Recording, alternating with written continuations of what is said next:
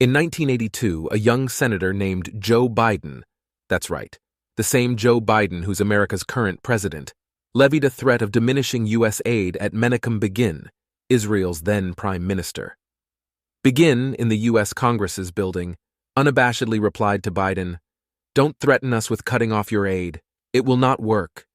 I am not a Jew with trembling knees. I am a proud Jew with 3,700 years of civilized history. Nobody came to our aid when we were dying in the gas chambers and ovens. Nobody came to our aid when we were striving to create our country. We paid for it. We fought for it. We died for it. We will stand by our principles. We will defend them. And when necessary, we will die for them again, with or without your aid." Certainly much has changed since 1982 in America, Israel, and across the Middle East. Among other notable events, America was demoralized by the 9/11 attacks, went on to fight two head-scratching wars in Iraq and Afghanistan, and most recently prodded Vladimir Putin into invading Ukraine by pushing for NATO expansion.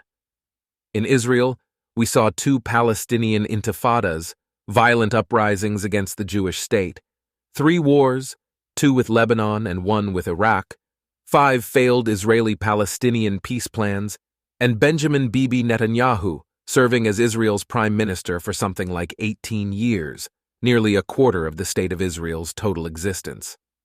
Across the Middle East, Iran has destabilized the region following its revolution in 1979, when the theocratic regime of Ayatollah Ruhollah Khomeini, a religious cleric who headed one of the rebel factions, superseded the Pahlavi dynasty. Since then, Khomeini has been relentlessly investing in the export of Iran's Islamic Revolution, with the aim of maximizing regional hegemony. As part of this master plan, the Iranians identify other like-minded rebel groups across the Middle East and North Africa, and turn them into Iranian proxies by supplying them with training, weaponry, and funds to carry out, or stand ready to carry out, missions that align with this master plan. Experts say Iran hopes to further leverage its growing network of proxies to move equipment and personnel across the Middle East and North Africa, and remove Western powers, that is Israel, that stand in its way. In recent years, Iran has sought to improve cooperation among these proxies with the grand plan of forming a more united axis of resistance against mutual enemies. Whereas Saudi Arabia and other Gulf states like the United Arab Emirates are pursuing ambitious plans to diversify their economies, the Iranian regime wants to turn the region into a despotic caliphate, an Islamic form of government led by someone who's considered a political religious successor to the Islamic prophet Muhammad. In pursuing its hegemonic master plan, Iran has virtually surrounded Israel with its proxies: Hezbollah on Israel's northern border, Iranian forces in Syria on Israel's northeastern border, the Houthis in Yemen across the Red Sea from Eilat, Israel's southernmost city, and Hamas and Palestinian Islamic Jihad in the Palestinian territories, on both Israel's eastern and southwestern. The only direction Israel doesn't have an Iranian proxy situated is on its western border, because sitting there is the Mediterranean Sea. Hence why extreme Palestinian factions and their partners, that is Iran, talking about driving the Jews into the sea. Not exactly encouraging, is it? There are many reasons why the Jewish state has found itself in this hazardous situation, but when we really boil down to it, the primary person to blame for Israel's unsettling security circumstances is one Benjamin Netanyahu, and the narrative goes back further than most people realize.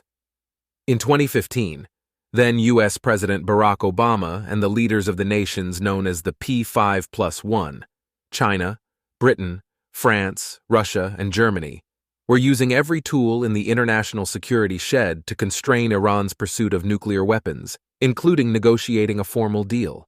Make no mistake, these negotiations and the resulting agreement were ridiculously defective, but so too were Bibi's antics.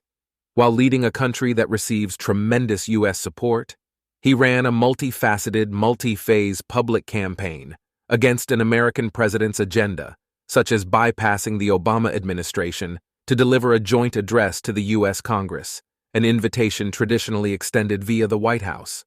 Not only was his strategy nothing short of a disaster, It failed to stop the deal with Iran, sidelined Israel diplomatically, and injected partisanship into what, until then, had been roundly bipartisan U.S. support for Israel. The Democratic Party has not been unified on support for the Jewish state since. The reverberations from Netanyahu's speech have echoed through U.S.-Israeli relations in the years since, and his stubborn rhetoric put Israel in the precarious situation of being further sidelined by the global community. Criticism of him came swiftly, not only from Obama's party, but from within Israel as well. "I am also not thrilled about Obama's policies," said Yair Lapid, Netanyahu's former finance minister and current leader of the opposition, in the Knesset, Israel's legislature. But Netanyahu crossed a line that caused the White House to stop listening to Israel. In the last year of international negotiations, we weren't even in the arena, and the door to the White House was closed to us. That wasn't the only line Bibi crossed. In 2017, he was investigated and questioned by Israeli police in 2 interconnected criminal cases. In one case, he was suspected of having obtained inappropriate favors from businessmen. And in the other one, Bibi was alleged to try to strike a deal with the publisher of the Yediot Aeronot newspaper group, Arnon Moses, to promote legislation that would weaken Yediot's main competitor, Israel Hayom, in exchange for more favorable coverage of Netanyahu. Israeli police went on to confirm for the first time that Netanyahu was suspected of crimes involving fraud, breach of trust, and bribes in these cases. In August 2017, it was reported that the Prime Minister's former Chief of Staff, Ari Harrow, had signed a deal with prosecutors to testify against Netanyahu in these cases. 6 months later, Israeli police recommended that Netanyahu be charged with corruption, claiming that sufficient evidence exists to indict the Prime Minister on charges of bribery, fraud, and breach of trust in the 2 cases. Netanyahu responded that the allegations were baseless and that he would continue as Prime Minister. In February 2019, the Israeli Attorney General announced his intent to file indictments against Netanyahu on bribe and fraud charges in 3 different cases. Bibi was formally indicted in November 2019. If convicted, he could face up to 10 years in prison for bribery and a maximum of 3 years for fraud and breach of trust. Netanyahu is the first sitting prime minister in Israel's history to be charged with a crime. As of today, the criminal trial is still ongoing. In 2020, Bibi's party Likud won the legislative election, and he was sworn in for a 5th term as prime minister, against a background of the COVID pandemic and Bibi's criminal trial. But a year later, the coalition fell apart, ending his 12-year consecutive tenure. Bibi became leader of the opposition, but his ousting didn't last for long, as the new coalition sputtered. In 2022, he was re-elected as prime minister, forming Israel's most extreme right-wing coalition in its history. The first months of Netanyahu's 6th term were centered around reforms in the judicial branch, which drew widespread criticism and created immense strains in the country's social fabric, including among its vaunted security and military establishments. Critics highlighted the negative effects it would have on the separation of powers, the office of the Attorney General, the economy, public health, women and minorities, workers' rights, scientific research, the overall strength of Israel's democracy, and its foreign relations. Reportedly, Netanyahu received 2 stark warnings from the head of research at the Military Intelligence Directorate in April and July of this year, that the societal divisions sparked by his government's effort to radically overhaul the judiciary were emboldening Hamas, Hezbollah, and Iran to take actions against the Jewish state. We are seeing a debate among Israel's enemies over whether to sit on the fence and let Israel continue to weaken itself internally or to take initiatives and further exacerbate the situation, Amir Sa'ar wrote in letters apparently sent directly to Netanyahu. Each of the letters included intelligence that pointed to imminent danger of a military escalation by Israel's adversaries, which Netanyahu appeared to have dismissed as he continued to advance the highly controversial judicial overhaul that sparked months of unprecedented protests across the country. To add insult to injury, the various governments led by Bibi have for years tried to divide power between the Gaza Strip and the West Bank, crippling Palestinian Authority President Mahmoud Abbas while purposely propping up the Hamas terror group. The strategy was to diminish the likelihood that Abbas, or anyone else in the Palestinian Authority's West Bank government, could work toward establishing a Palestinian state. Amid this strategy to restrict the Palestinian Authority, Hamas was effectively elevated from just a terror group to a social-political organization. Hamas was also included in discussions about increasing the number of work permits Israel granted to Gazan laborers, which kept money flowing into Gaza, meaning food for families and the ability to purchase basic products. Israeli officials said these permits, which allow Gazan laborers to earn higher salaries than they would in the enclave, were a powerful tool to help preserve calm. Most of the time, Israeli policy was to treat the Palestinian Authority as a burden and Hamas as an asset. Far-right minister Bezalel Smotrich, now the finance minister in the hardline government and leader of the religious Zionism party, said so himself in 2015. According to various reports, Netanyahu made a similar point at a Likud faction meeting in early 2019, when he was quoted as saying that those who oppose a Palestinian state should support the transfer of funds to Gaza, because maintaining the separation between the Palestinian Authority in the West Bank and Hamas in Gaza would prevent the establishment of a Palestinian state. Bolstered by this policy, Hamas grew increasingly stronger until October 7, 2023, the bloodiest day in Israel's 75-year history, when Palestinian terrorists infiltrated the border, slaughtered hundreds of people, and abducted some 240 more, while thousands of rockets were fired at Israel's south and center. President Biden and many other heads of state flew to Israel for a solidarity visit and said all the right things. The Americans even moved an aircraft carrier to the eastern Mediterranean at the start of this war, primarily to keep Hezbollah at bay. But let's not forget, moving an aircraft carrier and actually using it are two very different things. During the last handful of weeks, many of Israel's allies, most notably the United States, started shifting its public messaging to reveal more private pressure and disagreements in their discussions with Israeli officials, against the backdrop of growing international and domestic outcry about Palestinian casualties.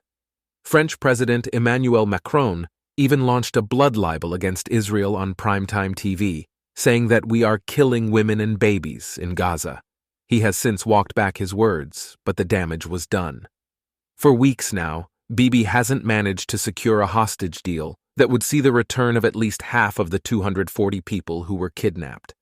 Late last week, reports indicated that Israel was about to agree to an initial, partial deal that would keep some mothers in Gaza while their children went free. Until Israel's War Cabinet meeting on November 17th seemed to smack some sense into Bibi.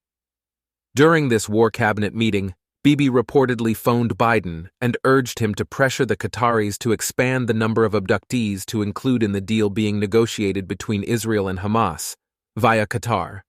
That all brings us to today, Sunday, November 26th, the third day of a deal and temporary truce between Israel and Hamas that includes the release of 50 living abductees, children, mothers, and other women, in groups of 12 to 13 people over 4 days. A sort of dripping effect that one notable journalist has called the water torture of Israelis. In exchange, Israel has agreed to a total military pause during these 4 days, for the first time since the outbreak of the war, as well as the release of 150 teenage and female Palestinian security prisoners.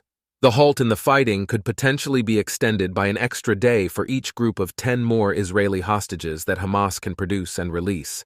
The great news is, hopefully most, if not all, of the children will soon be out of harm's way and back in Israel with their loved ones. The bad news is, this was a horrendous deal, not because of its timing, but because Israel wasn't able to, A, secure many more hostages during the initial 4-day period, and B, receive all the abductees on the first day of the temporary truce, or at least increase the number of hostages released each day. To be sure, Israel's military incursion into Gaza, which started on October 27th, has been nothing short of phenomenal in beginning to eradicate Hamas from the Strip, while significantly upping the pressure on the Palestinians to release many more abductees. Why, then, Are we only getting just 20% of the abductees to start, released over 4 days? The answer is Bibi. Over the last several years, the man who became Israel's youngest ever prime minister has heavily damaged relationships with some of Israel's greatest friends, while working tirelessly to dismantle democracy in the Jewish state against the backdrop of potential criminality. There's no way that any of this looks even halfway decent in the eyes of Israel's Western allies. By doing so, Bibi has stupendously surrendered his personal, and, as an extension, Israel's, leverage at a time when Israel, Israelis, and the Jewish people need it most. After all, politics is really just a game of leverage, and if you don't have much leverage, you might as well wait until you can accrue more of it. But when you're dealing with intense international pressure, time is not in the least on your side, hence why Bibi was forced to accept this horrendous deal. Michael Shear, a White House correspondent for the New York Times, corroborated this reality, writing, "Israel's acceptance of the terms of a hostage deal with Hamas reflected the intense pressure brought by the Biden administration to reach an agreement that would free some of those held by the armed group and produce potential longer-term opportunities to de-escalate the conflict." Shear added that the arrangement was also the latest example of the widening breach between the White House and Netanyahu. All this at a time when the Jewish state absolutely needs its allies the most, at a time when Israel is desperate for a formidable leader like Menachem Begin, who co-founded Likud, the very party that Bibi has chaired all these years. If Begin only knew where Bibi has led us, the Jewish state and the Jewish people, he'd be appalled beyond belief.